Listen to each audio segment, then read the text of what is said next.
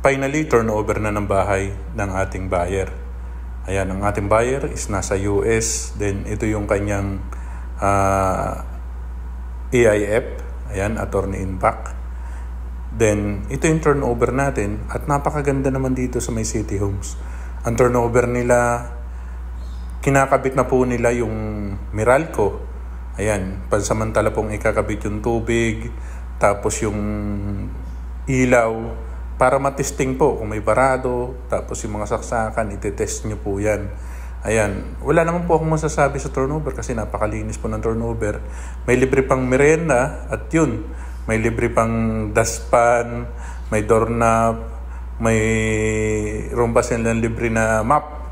Ayan, pag umakyat tayo sa taas, ganito po ang turnover natin sa Leora Homes. Ayan, napakaganda naman ang turnover dito. Maraming salamat po sa buyer natin at maraming salamat din po sa Leora Homes, yan sa may City Homes.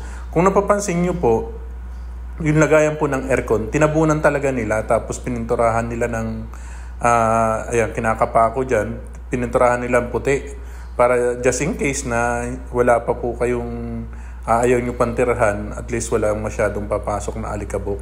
Ayan, ini-inspection po natin lahat ng ating mga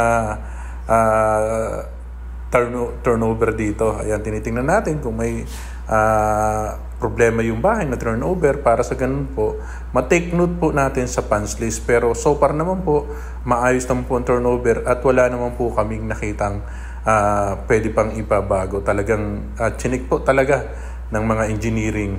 Ayan. Pagkatapos po, ipapaliwanag po ng engineering yung pagkakabit ng kuryente, pagkakabit ng tubig, kung paano ang process. Then pupunta po tayo, next natin pupuntahan ay doon sa estate admin. Ayan.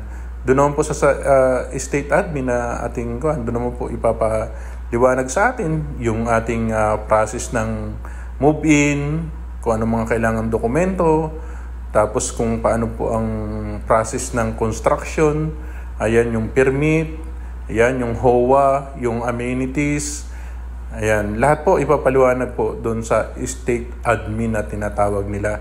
Dito lang po yan sa may clubhouse po. Clubhouse dito sa may swimming pool malapit. Ayan, meron po silang office doon. Doon po natin ipapaliwanag.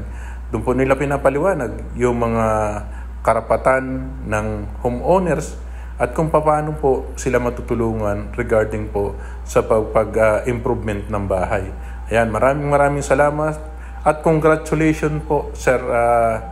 Salamat po sa tiwala ninyo at kami naging bahagi ng inyong pangarap na bahay. Ayan, pag-uwi nyo ng Pilipinas, may bahay na po kayo dito. Ayan, congratulations po at enjoy po sa bagong bahay. Ayan, salamat po ng marami. At ito yun, kung nakikita nyo po, ayan po yung ating turnover unit ng Leora Homes na Cavite. Ayan, maraming salamat at muli po, congratulations po.